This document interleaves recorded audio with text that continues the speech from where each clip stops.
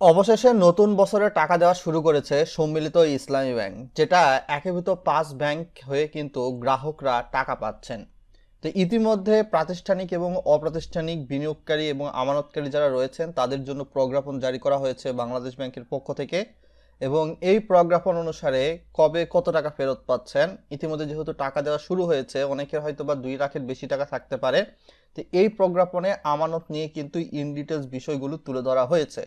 তো সেটাই তুলে ধরার চেষ্টা করব। সাধারণত প্রাতিষ্ঠানিক আমানতকারীদের ক্ষেত্রে কিন্তু দেখতে পাচ্ছেন আপনাদের ক্ষেত্রে একটা নির্দিষ্ট চলতি সঞ্চয় বা এসএনডি হিসাব যেগুলো রয়েছে, প্রথম দিকে 2 লক্ষ টাকা একবারে পাবেন। যেহেতু আমানত দেওয়া শুরু হয়েছে, রবিবার থেকে আপনারা টাকা পাবেন, সমস্যা নাই। তো এক্ষেত্রে দেখা যাবে যে 1 লক্ষ টাকা করে পাবেন 3 মাস পর পর, মানে 3 মাস পর বলতে 6 মাস, 9 মাস, 12 মাস, 15 মাস, 18 মাস, 21 মাস, 24 মাস। এর বাহিরে গিয়ে প্রাতিষ্ঠানিক আমানতকারীর বাহিরে ইন্ডিভিজুয়াল যে সকল সাধারণ গ্রাহক রয়েছেন, আপনি আমি, তো তাদের ক্ষেত্রেও কিন্তু আপনারা দেখতে পাচ্ছেন প্রথম দিকে 2 লক্ষ, তার 3 মাস পর পর 1 লক্ষ করে পাওয়া যাবে। এবং এক্ষেত্রে এটা কিন্তু হচ্ছে 24 মাস পরে আপনার যদি আরও টাকা থাকে এই 3 মাস পর পর করে তোলার পরবর্তীতে, সাধারণত চলতি এবং সঞ্চয় হিসাবে আপনি চাইলে একসাথে তুলে নিতে পারবেন। এখন অপ্রাতিষ্ঠানিক আমানতকারীদের যাদের হয়তোবা এফডিআর রয়েছে, ডাবল বেনিফিট স্কিম রয়েছে, এমআইএস রয়েছে, তাদের ক্ষেত্রে কি রুলস দেখেন। 3 মাস মেয়াদী স্থায়ী আমানতগুলো থেকে শুরু করে বিশেষ করে দেখা যাবে যে সকল গ্রাহকদের আমানত অর্থাৎ ফিক্সড ডিপোজিটটা, যে সকল গ্রাহকদের এফডিআরটা 2 লক্ষ টাকার বেশি রয়েছে তাদের জন্য এটা প্রযোজ্য হবে। আর যে সকল গ্রাহকদের এফডিআর বা এমআইএস বা ডাবল বেনিফিট স্কিম 2 লাখ টাকার মধ্যে রয়েছে তারা চাইলে যে কোনো সময় ভেঙে উত্তোলন করতে পারবেন। তো 2 লাখের বেশি ক্ষেত্রে 3 মাস মেয়াদী স্থায়ী আমানত বা এফডিআর গুলা সাধারণত স্বয়ংক্রিয়ভাবে 3 বার নবায়নকৃত হবে। এর অর্থ হলো এই যে 3 বার নবায়ন হলে মিনিমাম আপনাকে 9 মাস ওয়েট করতে হবে, 9 মাস পর মূল এবং মুনাফা পাবেন। 3 মাসের ঊর্ধ্বে অর্থাৎ 6 মাস মেয়াদী এফডিআর বা এমআইএস মেয়াদী হিসাব যেগুলো রয়েছে এগুলোর ক্ষেত্রে এগুলো স্বয়ংক্রিয় 2 বার নবায়ন হবে, অর্থাৎ 6 6 12 মাস পর আপনি মূল মুনাফা পাবেন। 6 মাসের ঊর্ধ্বে অর্থাৎ 1 বছর মেয়াদী স্থায়ী আমানত বা এফডিআর বা এমআইএস গুলা সাধারণত 2 বার নবায়নকৃত হবে, তারপরে মূল মুনাফা পাবেন। 2 বার নবায়নকৃত হওয়ার অর্থ হলো এই যে আপনি 2 বছর পর পাবেন মূল মুনাফা। 1 বছরের ঊর্ধ্ব হইতে 2 বছর পর্যন্ত মেয়াদী যেগুলো আমানত রয়েছে সেটা এফডিআর বা এমআইএস, এই ধরনের স্কিমগুলা সাধারণত 3 বছর মেয়াদীতে রূপান্তর হবে, 3 বছর পর মূল মুনাফা পাবেন। বুঝতে পেরেছেন? আর 3 বছর মেয়াদী যে আমানতগুলো রয়েছে সেটা হচ্ছে স্থায়ী আমানত, এফডিআর বা এমআইএস, এগুলো সাধারণত স্বয়ংক্রিয়ভাবে 4 বছর মেয়াদী ফিক্সড ডিপোজিট বা এমআইএস এ রূপান্তরিত হবে, তারপর মূল মুনাফা পাবেন। আর 4 বছর মেয়াদী যেগুলো ফিক্সড ডিপোজিট বা এফডিআর এমআইএস রয়েছে এগুলো সাধারণত 5 বছর মেয়াদীতে রূপান্তর হবে, তারপরে মূল মুনাফা পাবেন। আর 4 বছরের ঊর্ধ্বে যেই সকল এফডিআর বা এমআইএস বা ডাবল বেনিফিট স্কিম রয়েছে এগুলা মেয়াদ পূর্তির পরে আপনি মূল মুনাফা পাবেন।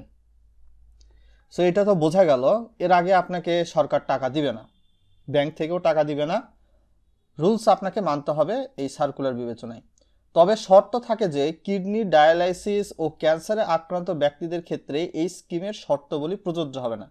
অর্থাৎ বলা হচ্ছে কিডনি ডায়ালাইসিস বা জটিল কোনো রোগে আক্রান্ত রোগীর ক্ষেত্রে এই যে 3 মাস পর পর 1 লাখ 1 লাখ করে দিবে এটা প্রযোজ্য হবে না। তারা তাদের চিকিৎসার ডকুমেন্টস দেখিয়ে ব্যাংক থেকে অর্থ উত্তোলন করতে পারবে, সেটা যে কোনো পরিমাণ, সেটা এফডিআর এ থাকলে বা এমআইএস এ থাকলে, বুঝতে পেরেছেন, সেভিংস বা কারেন্টে থাকলে।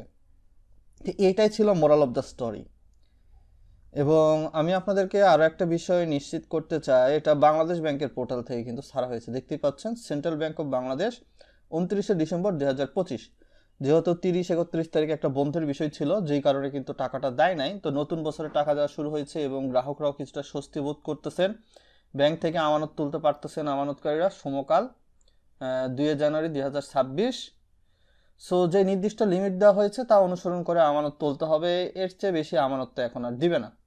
সাধারণত বাংলাদেশ ব্যাংক সূত্রে দেখা গেছে টাকা উত্তোলনের ক্ষেত্রে ব্যক্তি আমানতকারীরা অগ্রাধিকার পাচ্ছেন, প্রতিষ্ঠানের ক্ষেত্রে 7 লাখ টাকার বেশি আমানত 5 বছর মেয়াদীতে রূপান্তরিত হবে, যেখানে ব্যাংক রেটের তুলনায় 1% তথা 3% হারে মুনাফা দেওয়া হবে। আর ব্যক্তির ক্ষেত্রে 2 বছর পর সব টাকা তুলতে পারবেন। ওই যে 24 মাস, 24 মাস মানে কি, 12 × 24, 2 বছর, এই যে এখানে আপনাদেরকে দেখায় 24 মাস পর সব টাকা একসাথে তুলতে পারবেন আপনারা চাইলে, যদি এক মাস করে পর না তোলেন। এই যে 24 মাস পর অবশিষ্ট আমানত, এটাই মূলত ওখানে বলা হয়েছে, ওইভাবে ওটা হেডলাইন করা হয়েছে।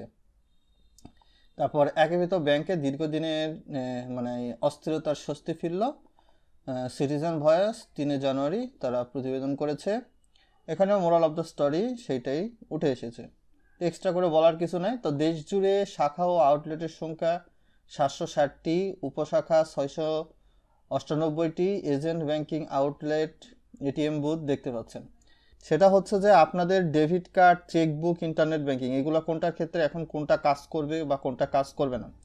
ব্যাংক রেজুলেশন অ্যাক্ট 2025 পাঁচ ব্যাংকের অনুসারে যেটা দেখা যাচ্ছে যে আপনারা এখন চেকবুকের মাধ্যমে শুধুমাত্র অর্থ উত্তোলন করতে পারবেন সরাসরি ব্যাংকের শাখা থেকে।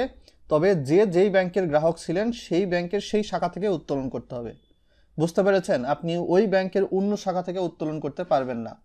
এটা যেহেতু এখন সম্মিলিত ইসলামী ব্যাংক হিসেবে রূপান্তরিত হয়ে গেছে, এবং ব্যাংক রেজুলেশন অ্যাক্ট যেগুলো রয়েছে সেগুলো আপনাদের সামনে দেখাইয়া দিয়েছি আমি ইতিমধ্যে।